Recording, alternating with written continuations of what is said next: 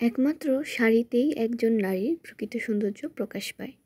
প্রতিটি নারীর শাড়ির প্রতি রয়েছে আলাদা এক অনুভূতি, নিতান্তই অন্যরকম এক ভালোবাসা।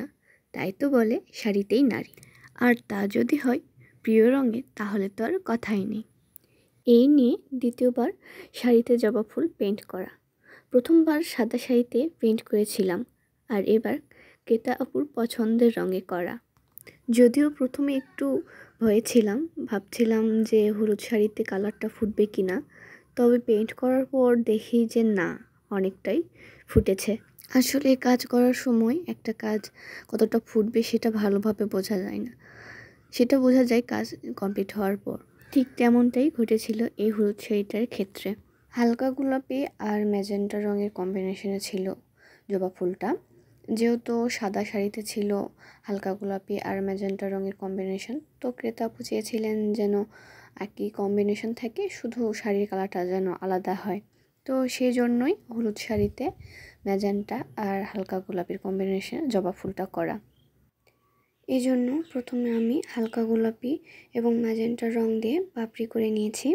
হালকা গোলাপির মাঝে অল্প অল্প করে ম্যাজেন্টা রং দিয়ে পাপড়ি শেড করে নিয়েছি, যাতে পাপড়ির ভাঁজগুলো বোঝা যায়। ফুলে যদি শেড ভাবটা রাখতে চান, তাহলে রং ভেজা অবস্থায় যে রঙে শেড করবেন সেটা দিয়ে করা উচিত। রং শুকিয়ে গেলে রঙের একটা দাগ পড়ে যায়, আর ভেজা অবস্থায় করলে সেটা সুন্দরভাবে একটা দাগ হয়, যেটা শুকিয়ে যাওয়ার পর বোঝা যায় যে পাপড়ির ভাঁজ কীভাবে পড়ে না পড়ে। এজন্য ফুলের শেডের কাজটা যতটা সম্ভব রং ভেজা অবস্থাতেই করা উচিত। এতে করে রঙের ফিনিশিংটা অনেক সুন্দর হয় এবং দেখতেও অনেক ভালো লাগে। ফুলের ডিটেলসের কাজটা রং শুকানোর পরেই করতে হবে, না হলে ভেজা রঙে করলে রঙটা ছড়ে যাওয়ার সম্ভাবনা থাকে, আর ওইটা দেখতে খারাপও লাগে। যার জন্য আমি আগে এভাবেই শাড়ির সবগুলো ফুল এবং কলিগুলো এক এক করে পেইন্ট করে নিয়েছি, যেন রং শুকানোর পর ফুলের বাকি ডিটেলস কাজগুলো করতে সুবিধা হয়। এরপর আমি পাতা করে নিচ্ছি। পাতা কালারের জন্য আমি ডিপ সবুজ কালারটা ব্যবহার করেছি। সবুজ কালারটা আমি বানিয়ে নিয়েছি দুইটা কালার মিশ্রণে, হলুদ এবং নীল কালার দিয়ে সবুজ কালারটা বানিয়ে নিয়েছি। এভাবেই আমি এক এক করে সবগুলো ফুলের পাতা এবং কলির কাজগুলো করে নিয়েছি।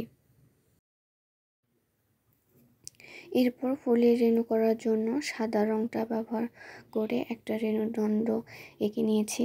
তাতে সাদা হলুদ রং দিয়ে রেণু করে নিয়েছি, আর মাঝে মাঝে একটু কালো রঙও ব্যবহার করেছি, যাতে রেণুটা হাইলাইট হয়।